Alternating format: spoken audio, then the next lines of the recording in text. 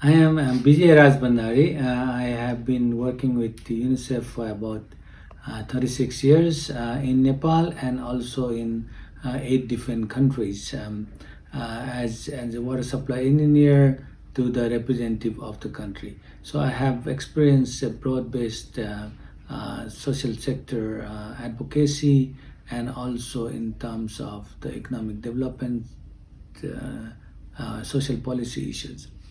Um, so basically, I just wanted to mention about what is the COVID-19 situation in Nepal. We have almost, as of 15th of October, we have about 113,000 cases in Nepal with almost like 700 deaths. That is pretty high compared to the size of the populations of Nepal, which is around 30 million. Initially, it was more into the rural areas because there were a lot of people migrating back from India to Nepal. So there was transmission was more at the border cities and also in the rural areas in the far west.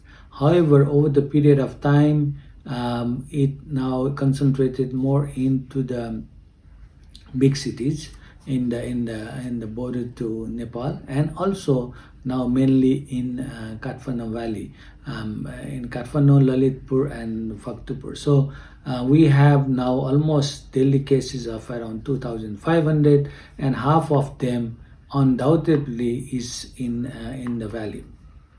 It has got tremendous impact in all the sectors. Mainly in the hospitality sectors. As you know, Nepal depends a lot on the tourism. So we missed the last tourist season, and then probably most likely we'll miss this season as well. So that's a big blow to many of the hotels and the restaurants, which employ probably the large number of people in that sector. So that's a big blow out there. Same with the banking. There's a lot of defaulters now coming up, and also in the health areas, which actually, as UNICEF mentioned, there has been an increase in the infant mortality rate and also the maternal mortality rate because of not being able to keep the institutional care to those both the women and the children.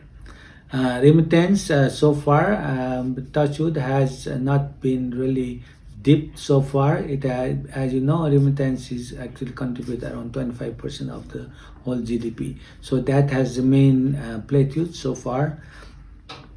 I think I just wanted to mention a little more about the education because that is one of the areas which has kept almost like 15 million children out of the schools. And then it is mainly the education that has really created a digital divide, because as we know that there is a 25% of the children who actually go to the private sector schools and 75 into the public schools. So especially those children who are in the public schools are actually deprived from education because of not being able to go to classroom.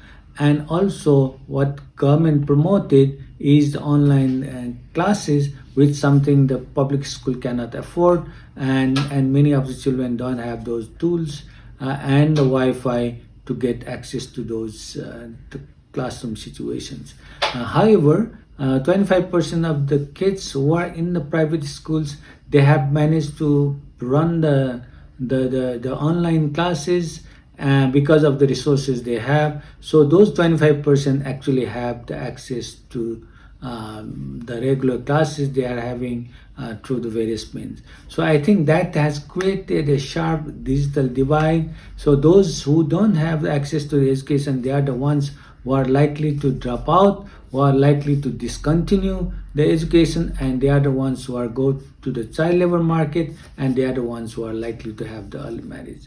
So I think that is a big divide we are seeing in education at this moment, and that's where we need the support to make sure that those children who don't have access to the classroom will be able to go to class.